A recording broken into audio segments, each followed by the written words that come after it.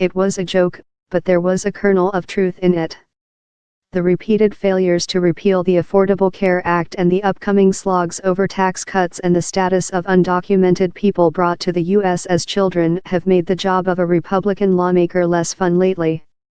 Add to that the pointed criticism from President Donald Trump, the threat of primary opponents fueled by former White House advisor Steve Bannon, and the historical pattern of the president's party losing seats in midterm elections, and it's not surprising that a few moderate GOP lawmakers have already decided to call it quits. In addition to Corker, 6 members of the House of Representatives have announced plans to retire in 2018, Florida's Ileana Ros Lehtinen, Pennsylvania's Charlie Dent, Washington's Dave Reichert, Michigan's Dave Trott, Texas' Sam Johnson and Tennessee's John Duncan Jr. The number of retirements is not abnormally high so far, said Jeffrey Scully, associate editor of Sabato's Crystal Ball at University of Virginia Center for Politics, who tracks this data. But Scully noted that 61% of congressional retirements from 2004 to 2016 were announced between the November and March preceding an election year, so more announcements are likely to come in the next few months. Some pragmatic members I know are mulling over the whole idea of re-election at this moment, Dent told Time. I think there will be more. I'm not saying there will be an avalanche, but because of the nature of the 2018 cycle it will be challenging.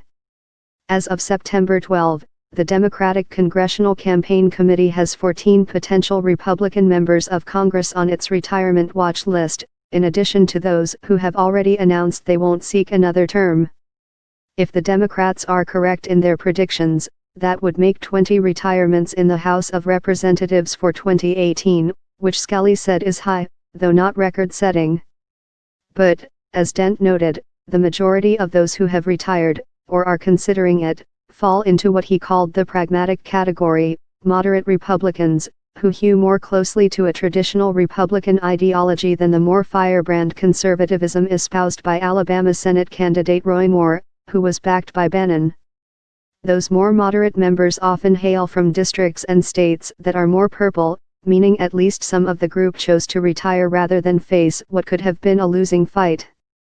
The DCCC had targeted Trott and Reichert's districts as battlegrounds and potential victory targets as early as January of 2017.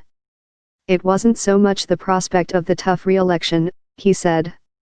I think my time would have been better put to use in the private sector. But challenges like the one Trott is referring to will only be a problem if Republican incumbents are able to ward off conservative challengers in the primary, which is looming as a possible challenge, particularly for incumbent senators, after Moore's upset in Alabama. Corker retired before he had a primary challenger, although Politico reported earlier this month that Bannon was searching for one.